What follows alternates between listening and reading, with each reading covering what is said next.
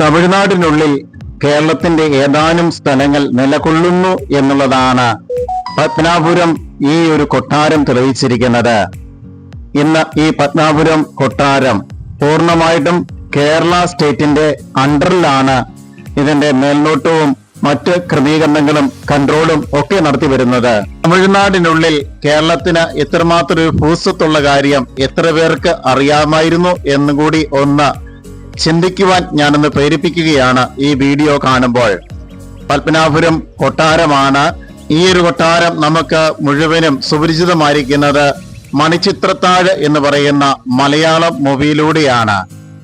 ഈ ഒരു ചിത്രത്തിന്റെ മുഴുവൻ ഭാഗവും തന്നെ ചിത്രീകരണം നടത്തിയിരിക്കുന്നത് ഈ ഒരു കൊട്ടാരം ബേസ്ഡ് ആണ്. അതുകൊണ്ട് തന്നെ ഈ ഒരു കൊട്ടാരത്തിന്റെ പല ഭാഗങ്ങളും നമുക്ക് ഒന്നും കൂടി അയവറക്കുവാൻ ഈ ഒരു വീഡിയോ കാണുമ്പോൾ ആ ചിത്രത്തിന്റെ ഓർമ്മകൾ കാസൂക്ഷിക്കുന്നവർക്ക് തീർച്ചയായിട്ടും സാധിക്കുന്നു എന്നുള്ളതാണ് ഏറ്റവും പ്രധാനപ്പെട്ട ഘടകമെന്ന് പറയുന്നത്. ചിത്രവുമായി ബന്ധപ്പെട്ട മേഖലയിലുള്ള ഏതാനും കാര്യങ്ങളാണ് ഈ ഒരു വീഡിയോയിൽ നമുക്ക് കാണുവാൻ സാധിക്കുന്നത്. അല്പകാര്യങ്ങൾ മാത്രമാണ് എനിക്ക് പകർത്തുവാൻ സാധിച്ചിരിക്കുന്നത്. കൊട്ടാരത്തിനുള്ളിൽ പൂർണ്ണമായിട്ടും ക്യാമറ നിരോധിത മേഖലയാണ്. എങ്കിൽ പോലും പുറമെയുള്ള ചിത്രീകരണം മാത്രമാണ് ഞാൻ നടത്തിയിരിക്കുന്നത്.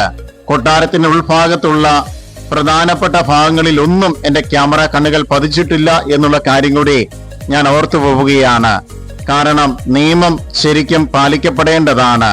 അന്നത്തെ കാലഘട്ടത്തിൽ കൊട്ടാരത്തിൽ ഉപയോഗിച്ചിരുന്ന എല്ലാ പ്രദർശനങ്ങളുടെ വസ്തുക്കളും ഇപ്പോഴും അത് നിലനിർത്തിയിരിക്കുന്നു എന്നുള്ളതാണ് ഇതിന്റെ ഏറ്റവും വലിയ പ്രത്യേകത എന്ന് പറയുന്നത്. അന്നത്തെ കാലഘട്ടത്തിൽ ആളുകൾക്ക് ഭക്ഷണം കൊടുത്തിരുന്ന ഊട്ടുപുരയാണ് ഇപ്പൊ കണ്ടുകൊണ്ടിരിക്കുന്നത്. നാൽക്കെട്ട് പോലും നമുക്ക് സുപരിചിതമായിട്ട് ഇപ്പോൾ നല്ല രീതിയിൽ കാണുവാൻ സാധിക്കുകയാണ്.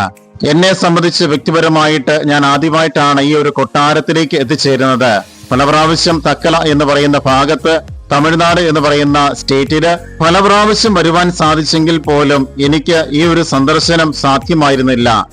എന്തുകൊണ്ടോ ഈ ഒരു ഭാഗത്തേക്ക് മാത്രമുള്ള യാത്ര ഒഴിവാക്കിയായിരുന്നു മറ്റു സ്ഥലങ്ങളിൽ ഞാൻ എക്സ്പ്ലോർ ചെയ്തുകൊണ്ടിരുന്നത്. ഏതായാലും ഡ്രൈവറുടെ നിർദ്ദേശപ്രകാരമാണ് തക്കല എന്ന് പറയുന്ന ഭാഗത്ത് വരുമ്പോൾ ഈ സ്ഥലങ്ങളൊക്കെ പ്രധാനമായിട്ടും എക്സ്പ്ലോർ ചെയ്യണം എന്നുള്ള ആ ഒരു ചിന്ത പകർന്നു നൽകിയത്. അതിന്റെ ഭാഗമായിട്ട് മാത്രമാണ് ഈ ഒരു കൊട്ടാരം പോലും കയറി കാണുവാനുള്ള മഹാഭാഗ്യം എന്നെ തേടിയെത്തിയിരിക്കുന്നത്. അന്നത്തെ കാലഘട്ടത്തിൽ കൊട്ടാരത്തിൽ ആളുകൾ ഉപയോഗിച്ചിരുന്ന എല്ലാ വസ്തുക്കളും അതേപടി സൂക്ഷിക്കപ്പെട്ടിരിക്കുകയാണ്. ഇന്നും ഇവിടെ എത്തിച്ചേരുന്നവർക്ക് അതേപടി ഒരു വീക്ഷണം കൊട്ടാരത്തെക്കുറിച്ച് ലഭ്യമാകുവാൻ ഈ പ്രദർശന വസ്തുക്കൾ മൂലം നമുക്ക് സാധ്യതമാകുന്നുണ്ട്. പുറമെയുള്ള ചിത്രീകരണങ്ങൾ കൊണ്ട് തന്നെ ഞാൻ ഒതുങ്ങുകയാണ്. കാരണം അകമേ എന്റെ ക്യാമറ കണ്ണുകൾ ചലിപ്പിക്കുവാൻ അവർ അനുവദിക്കുന്നില്ല. അതുകൊണ്ട് തന്നെ പുറമെയുള്ള ചിത്രീകരണം ഏതാനും നടത്തി ഞാൻ സംതൃപ്തി അടയുകയാണ്. 1.5 മണിക്കൂർ ഉണ്ടെങ്കിൽ മാത്രമാണ് ഈ കൊട്ടാരം ആകമാന വീക്ഷണം നമുക്ക് എക്സ്പ്ലോർ ചെയ്യുവാൻ സാധിക്കുന്നത്. അത്രമാത്രം ബൃഹത്തായ ഏരിയയിലാണ് ഈ ഒരു കൊട്ടാരം നിലകൊള്ളുന്നത്. അന്നത്തെ കാലഘട്ടത്തിലെ കുളവും അതുമായി ബന്ധപ്പെട്ട കാര്യങ്ങളൊക്കെയാണ്, കിച്ചൺ ഭാഗവും ഒക്കെയാണ് ഇപ്പോൾ ക്യാമറയിൽ കണ്ടുകൊണ്ടിരിക്കുന്നത്. അന്നത്തെ കാലഘട്ടം എന്ന് പറയുന്നത് ഇന്നത്തെ ആധുനിക രീതിയിലുള്ള സംവിധാനങ്ങളോ മറ്റു വസ്തുക്കളോ ഒന്നും ഇല്ലായിരുന്നു എന്നുള്ള ചിന്ത കൂടി വെച്ചുകൊണ്ട് വേണം ഈ ഒരു കൊട്ടാരത്തിന് ആകമാന വീക്ഷണം നമ്മളും കാണുവാൻ വേണ്ടി. കൊട്ടാരവുമായി ബന്ധപ്പെട്ട് ധാരാളം ആളുകളാണ് ഇവിടെ താമസിച്ചിരുന്നത്. അവർക്ക് ആവശ്യമായ ഭക്ഷണ സാധനങ്ങൾ, അവരുമായി ബന്ധപ്പെട്ട എല്ലാ വസ്തുക്കളും, അവർക്ക് താമസിക്കാനുള്ള സൗകര്യങ്ങൾ എല്ലാം ഈ ഒരു കൊട്ടാരത്തിനുള്ളിൽ ഉണ്ടായിരുന്നു എന്ന് പറയുമ്പോൾ എത്ര ബൃഹത്തായ സംവിധാനമാണ് അന്നത്തെ കാലഘട്ടത്തിൽ ഈ കൊട്ടാരത്തിനുള്ളിൽ ഒരുക്കിയിരിക്കുന്നത് എന്നുള്ള കാര്യം നമ്മൾ ചിന്തിച്ചാൽ മാത്രം മതിയാവും. ധാരാളം ശില്പകലാ വൈഭവമുള്ള ആളുകൾ ഈ ഒരു ഭാഗത്തുണ്ടായിരുന്നു എന്നുള്ള കാര്യമാണ് ഇപ്പൊ നമ്മൾ വീഡിയോയിൽ കണ്ടുകൊണ്ടിരിക്കുന്ന ചുവരുകളും തൂണുകളും മറ്റു കാര്യങ്ങളും ഒക്കെ തെളിയിച്ചിരിക്കുന്നത്. ശില്പകലയിൽ വൈഭവമാർന്ന ധാരാളം ആളുകള് ഇവിടെ ഉണ്ടായിരുന്നു. കൊട്ടാരം ജോലിക്കാരായി ഉണ്ടായിരുന്നു.